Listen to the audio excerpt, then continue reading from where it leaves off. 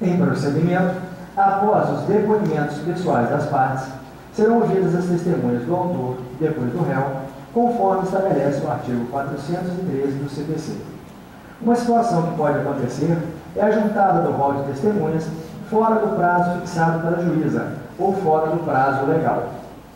No procedimento sumário, pelo qual tramitam as ações previstas no artigo 275 do CPC, o autor deverá arrolar suas testemunhas na petição inicial e o réu com a contestação, sob pena de preclusão, ou seja, perderá a oportunidade de ouvi-las caso ignore o momento processual para a sua apresentação.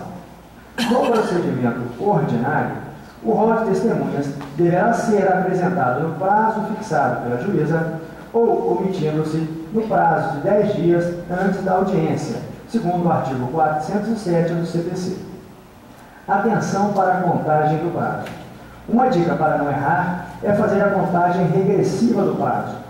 O prazo será computado com base no artigo 184 e seus parágrafos, mas com uma particularidade, que é a contagem regressiva, própria dos prazos até tantos dias de uma data prefixada.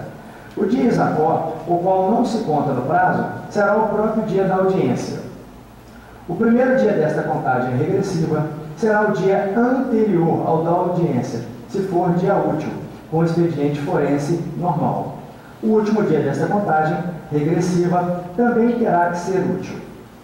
Agora, será simulada a situação em que o rol de testemunhas do autor foi apresentado fora do prazo. A juíza vai dispensar as testemunhas e o autor agravará da decisão, que admite juízo de retratação.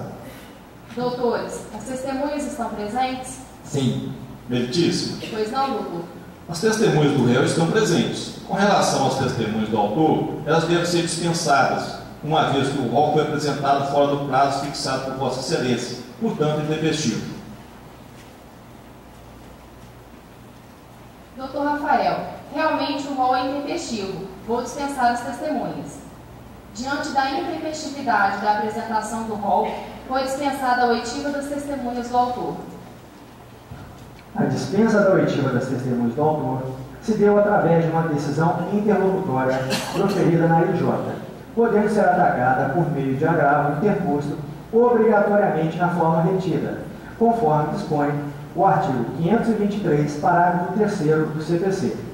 Agora, os doutores Francisco e Ivone falarão sobre seus posicionamentos quanto à possibilidade de se ouvir ou não as testemunhas arroladas intempestivamente, diante do que prevê o artigo 130 do CPC. Eu fazia faculdade, o professor, cada caso é um caso. Eu odiava essa resposta, mas eu fazia pergunta para ele. Mas hoje eu vejo que, na realidade, cada caso é um caso. Então, eu tenho, em muitos dos casos, que o advogado apresenta intempestivamente, eu tenho indeferido a produção dessa prova. Porque uma coisa é você não ouvir só porque não foi a audiência, porque ele reputa aquela testemunha importante. Às vezes ele colocou na petição inicial do rito sumário. Agora, quando ele é desidioso e não apresenta o rol, apresenta 3 dias antes da audiência, 2 dias antes da audiência, aí eu não sei se a desídia é só dele, se a desídia é da parte que não entregou a ele o processo. Então, a gente também não pode substituir a conduta do advogado ou da parte que não passou para o advogado. Eu tenho sistematicamente não permitido a aquisição de testemunhas quando são arroladas, como eu não pelo prazo, quando são arroladas com menos de 10 dias. Mas, como eu disse, cada caso é um caso.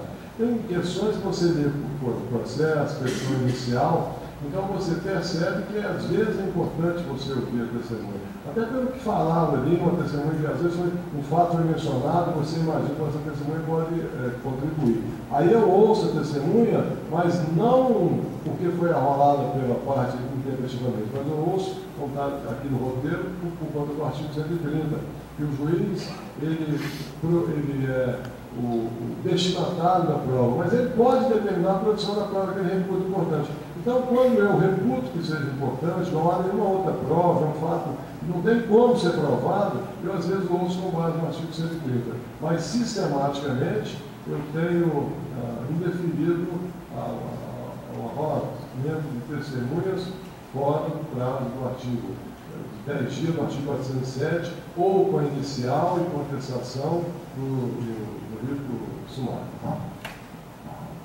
Bom, em relação a esse tema, eu também tenho o mesmo pensamento do doutor Francisco. A testemunha arrolada fora do prazo, eu não ouço a testemunha, não faço a inquirição, porque a testemunha, justamente, a lei determina que haja o cumprimento desse prazo, que é para a parte contrária, o advogado da parte contrária, conhecer com antecedência o rol para poder, em audiência, fazer as contraditas, realizar as contraditas, saber se é amigo, se é inimigo, se é parente. Se rolar 3 dias antes ou 2 dias antes da audiência, eu estou cerceando o direito de defesa.